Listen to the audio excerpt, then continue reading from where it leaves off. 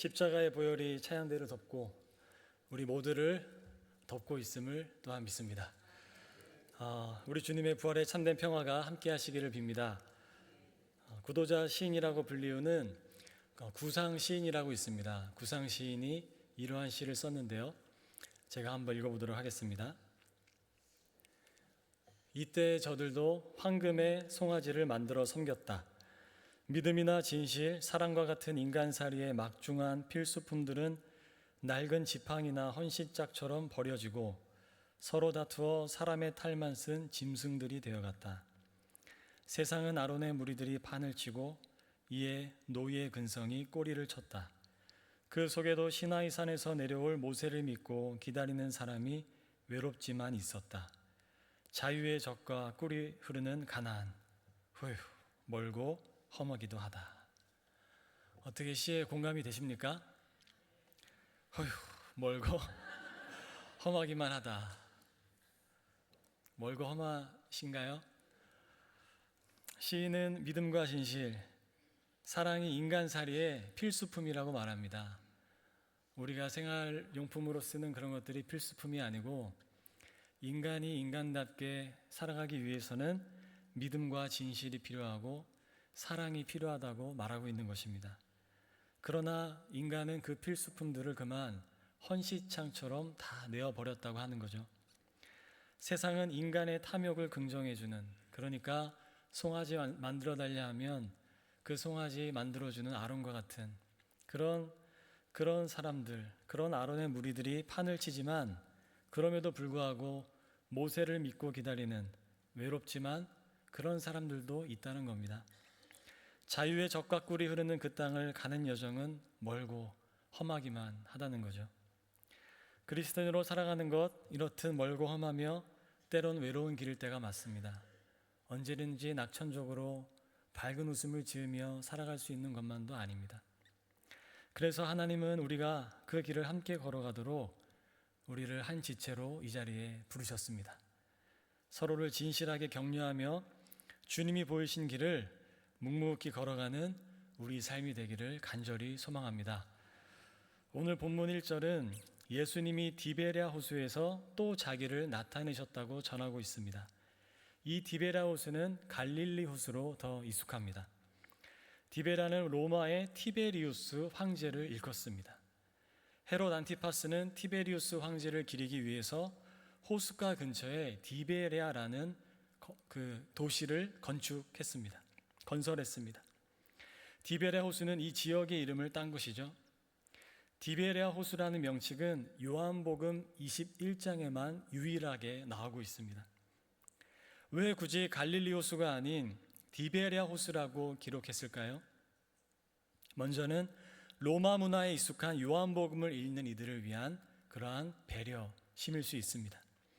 또 다른 이유는 로마 황제를 기리는 그 호수에 지금 바로 부활하신 예수님이 나타나셨음을 부각하기 위함입니다. 그러니까 진정한 왕은 티베리우스 황제가 아니고 진정한 왕은 바로 부활하신 우리의 예수 그리스도라는 겁니다. 이렇게 또 이전에는 몇몇 제자들의 이름이 기록되어 있죠. 시몬 베드로, 도마, 갈릴리 가나 사람 나다나엘, 세베대의 두 아들인 야고보와 요한, 그리고 이름 모를 다른 제자 둘이 함께하고 있습니다. 이들은 본래 갈릴리 호수 주변 지역의 동네 사람들입니다. 그런데 이들의 면면이 지금 예사롭지가 않습니다. 베드로가 어떤 사람이죠? 베드로는 예수님을 진심으로 사랑했지만 두려움 속에 그만 예수님을 모른다고 부인한 자입니다. 저는 그것을 배반이라고 표현하고 싶지는 않습니다. 왜냐하면 배반은 다분히 의도가 들어간 행위이기에 그렇습니다. 가룟 유다의 행위를 우리는 배반이라고 말할 수 있을 것입니다. 베드로의 행위는 배반이 아니고 두려움과 공포가 자아낸 인간의 본능적인 반응에 가깝습니다. 제가 좀 부끄러운 얘기를 하자면 인도에 있을 때 얘기를 제가 간혹 하는데, 인도에 가면 정말 무서운 개들이 도처에 누워서 잠을 자고 있습니다. 얼마나 무서운지 지나가기만 하면 으르렁대며 쫓아오는 거예요. 거의 제 허리춤까지 올라오는 개들이 쫓아온다고 상상해 보세요. 어느 날 도착한 지 한 달도 안 됐쯤에 저희 집에서 신학교에 가야 되는데 점박이가 있는 무시무시한 개가 저희 아내와 저희를 쫓아오는 겁니다. 제가 그때 어떻게 했을까요? 아내를 보호하기 위해 돌을 들고 그 개를 위협했을까요?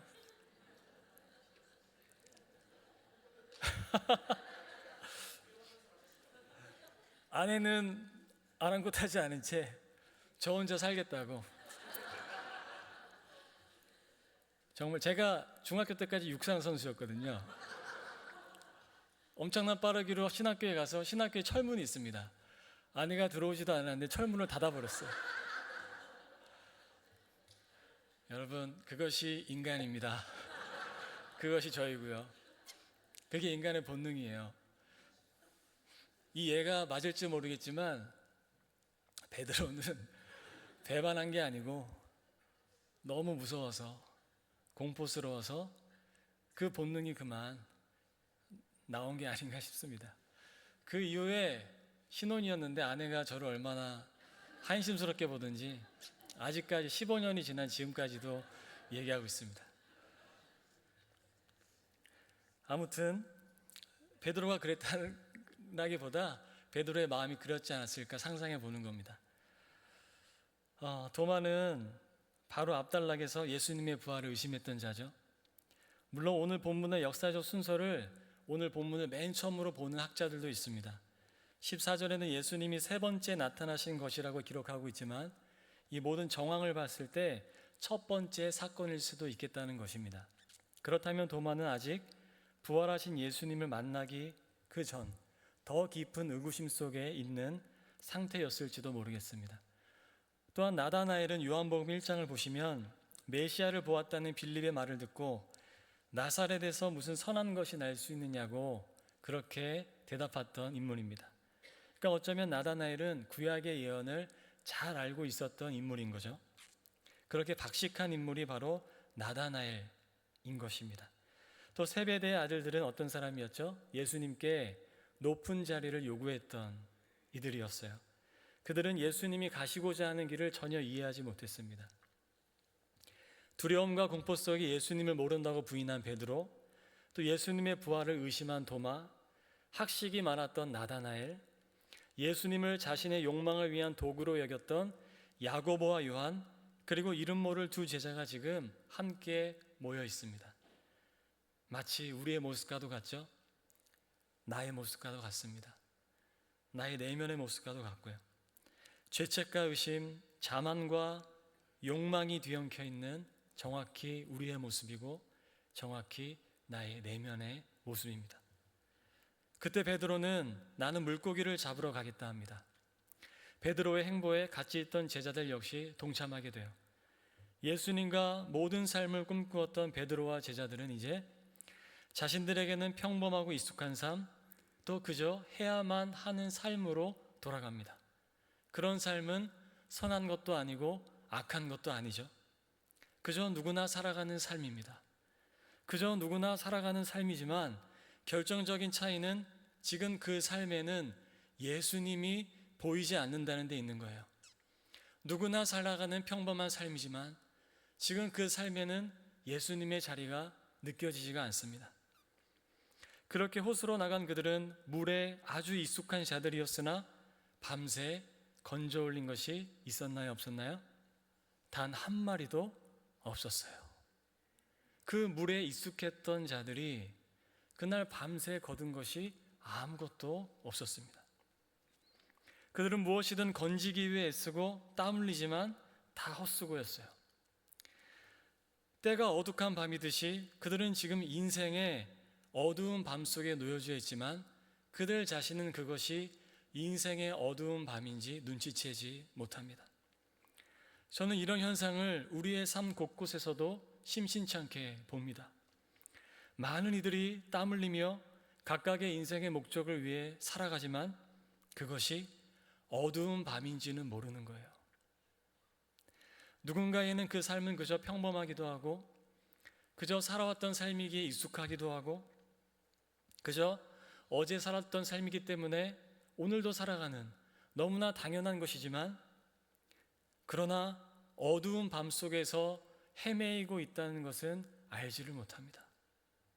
교회도 마찬가지죠. 교회의 규모가 크건 작건 상관없이 예수님과 상관없이 교회도 열심히 그물질을 할 때가 있습니다.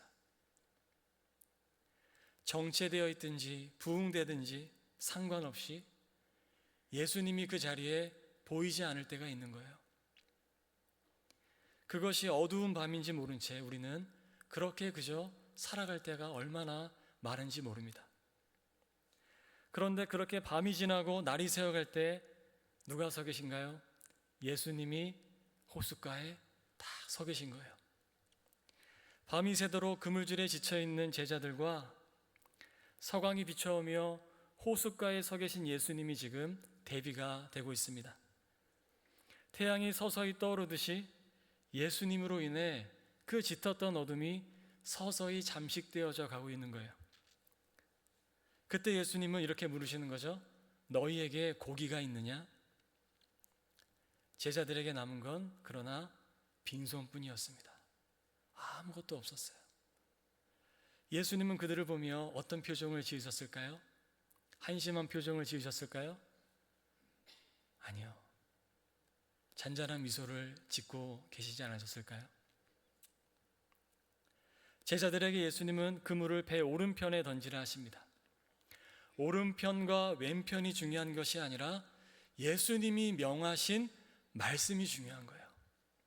그 어두운 밤 속에 예수님의 말씀이 들려오지 않았지만 그 여명이 비추어오는 새벽에 드디어 예수님의 말씀이 그들에게 들려져 오는 겁니다. 예수님이 말씀하신 대로 그물을 던지니 어떻게 되나요? 물고기가 차고 넘치게 되는 겁니다. 예수님이 보이지 않았던 어두운 밤을 지나 예수님의 현존이 그들의 역사 속으로 들어오는 거예요. 예수님이 보이지 않았던 그 부재 속에서 예수님의 현존이 드디어 그들의 삶 속으로 파고 들어오는 겁니다. 그 순간 예수님이 사랑하시는 제자가 자신들에게 명하시는 분이 바로 예수님이심을 알아차리는 거죠. 베드로는 주님이시라는 말을 듣고 겉옷을 두르고 지체 없이 그 호수로 뛰어내립니다. 예수님과 제자들의 거리는 약 90m예요. 만약에 제가 뛰어내렸으면 저는 가기도 전에 예수님은 보지도 못한 채 영원히 떠나갔겠죠. 근데 베드로는 수영을 잘했던 것 같습니다. 그 90m의 거리를 아랑곳하지 않은 채 뛰어내리는 거예요. 그게 베드로입니다. 저는 이 모습을 볼 때마다 마음이 울컥해져요. 얼마나 예수님이 보고 싶었으면, 얼마나 예수님이 그리웠으면 그 먼 거리를 뛰어내리나, 그런 생각이 드는 겁니다. 예수님이 베드로를 만나 주신 순간부터 예수님을 사랑하지 않은 순간이 단 한 번도 없었습니다.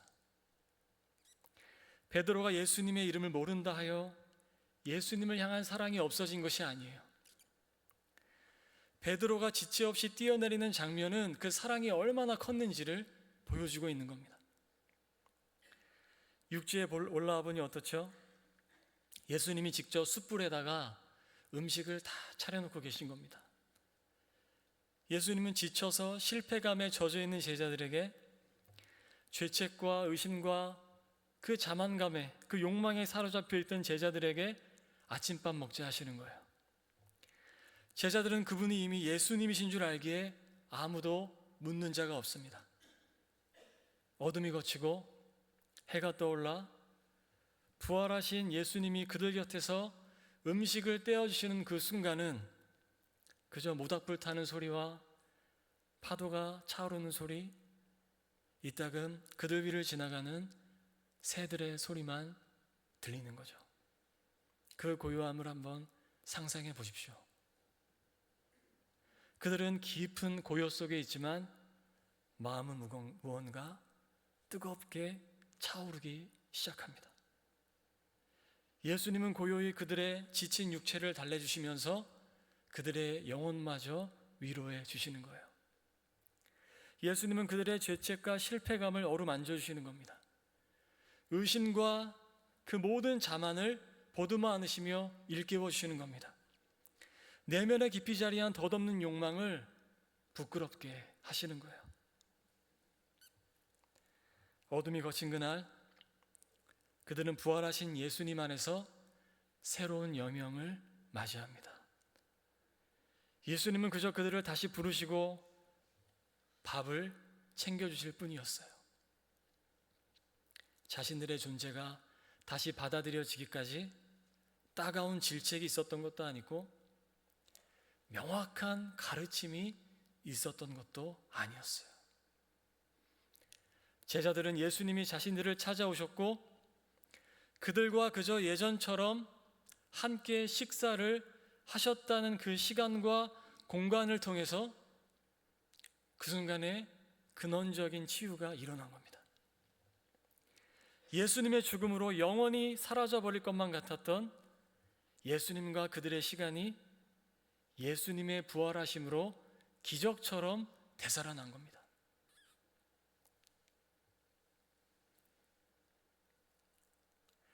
마치 제자들이 처음 부르심을 받던 그 날을 재현하기라도 하는 듯한 이 오늘 본문은 우리에게 부활의 의미를 일깨워주고 있습니다. 부활이 뭐냐면 봄이 되면 마치 죽은 듯이 보이는 만물이 소생하듯이 부활은 우리 삶에 허락된 영원한 소생이자 삶의 새로운 시작이라는 거예요. 누구나 예수 그리스도 안에서 다시 삶을 시작할 수 있다는 겁니다. 우리는 베드로처럼 깊은 죄책과 실패감 속에 살아갈 때가 있죠. 저 역시 그 기간이 짧지 않았습니다.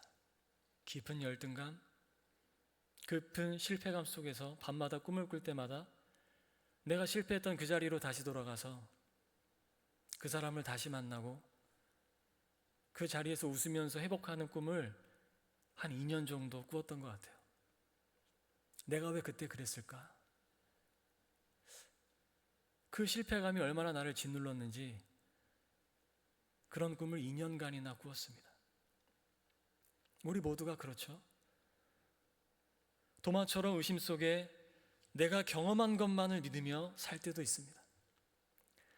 나다나엘처럼 지식의 범주 안에서 신앙을 제한하기도 합니다. 세베대의 아들들처럼 욕망에 가려져 자기 자리 한번 차지하기 위해 치열하게 살아가는 것이 신앙의 열심이라고 믿을 때가 있습니다. 그런데 부활하신 예수님은 그런 우리의 존재의 상태에 찾아오시는 거예요. 예수님은 오셔서 그런 우리를 그저 덮으시는 겁니다. 우리의 존재를 고요히 덮으시고 지친 우리에게 음식을 떼어 주시는 겁니다. 그동안 많이 힘들었지? 너의 실패를 알고 있다. 너의 죄책도 알고 있다. 이제 그거 좀 먹어봐. 예수님의 사랑의 언어 속에서 죄책은 오히려 나의 존재를 일깨우는 도구가 되고 의심은 예수님의 현존 안에서 다 무의미해지는 겁니다. 지식은 예수님으로 인해 새롭게 눈을 뜨게 되는 거예요. 예수님마저 도구화했던 욕망은 예수님이 내 앞에 오시자 새로운 열망으로 거듭나는 겁니다.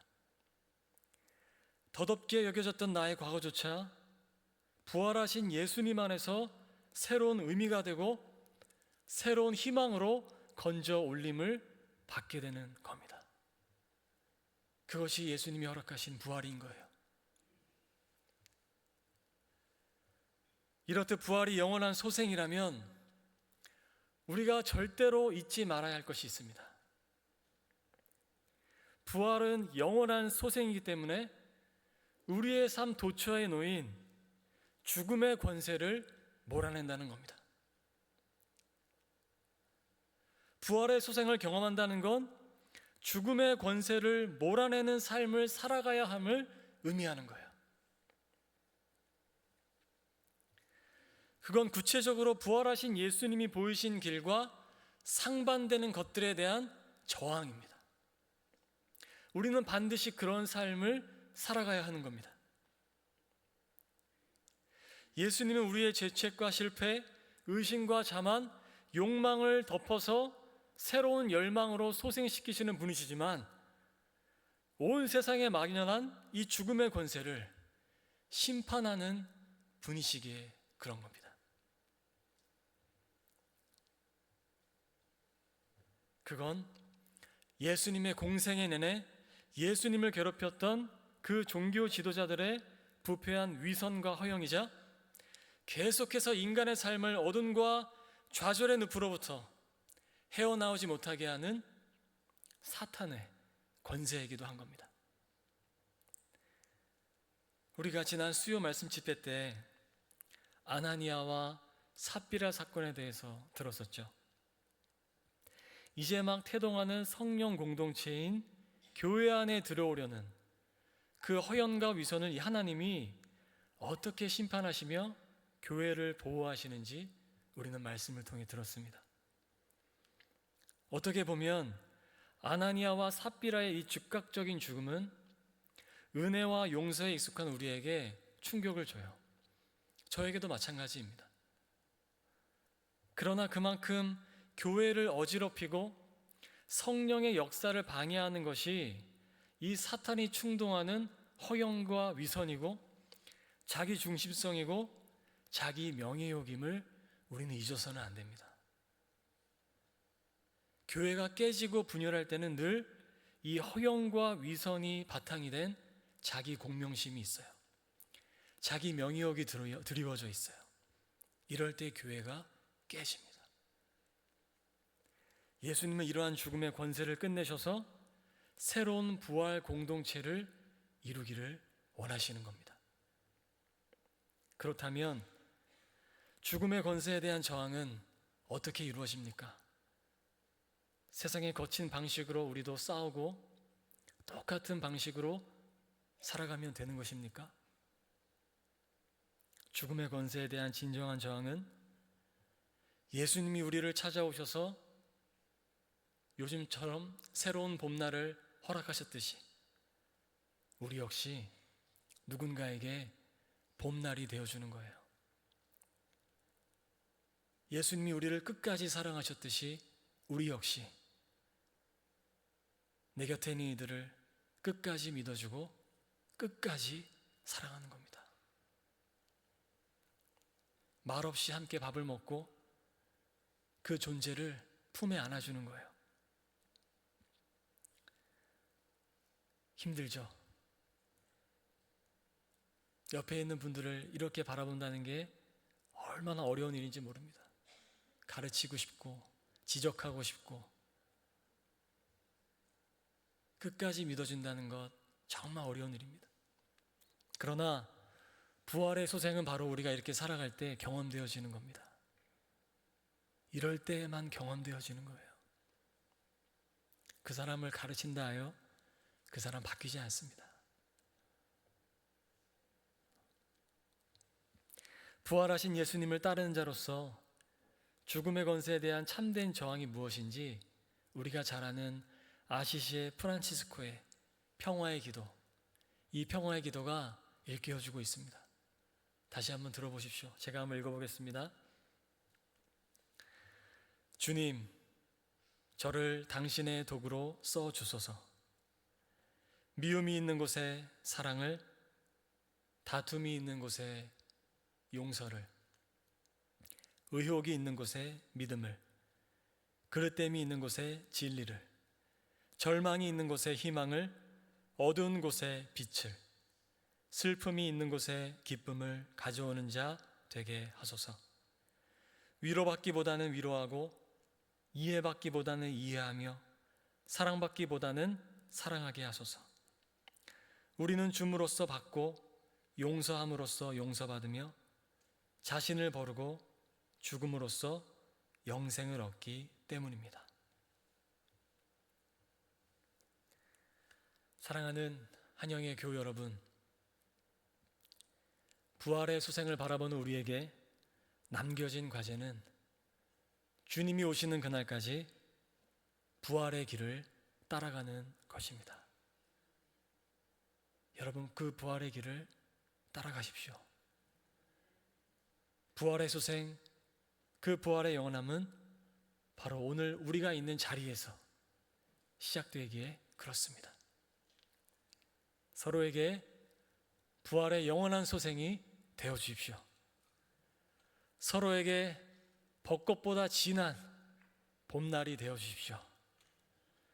우리의 삶을 통해 우리가 있는 자리에 부활의 꽃이 피어나기를 예수님의 이름으로 축복합니다. 기도하겠습니다. 하나님, 벚꽃보다 진한 부활의 아름다운 향기가 되도록 저희들을 인도하여 주옵소서. 예수님이 말없이 우리 곁에 오셔서 밥을 챙겨주시고 우리를 보듬어 안으셨듯이 우리도 내 곁에 있는 이들을 말없이 보듬어 안으며 끝까지 믿어주고 끝까지 사랑할 수 있도록 도와주십시오. 주님, 그렇게 우리 안에 희망을 주셨으니 우리도 누군가의 희망이 되게 도와주시고 교회를 통하여 세상이 이 참된 희망을 볼 수 있도록 우리를 사용하여 주옵소서. 예수님의 이름으로 기도합니다. 아멘.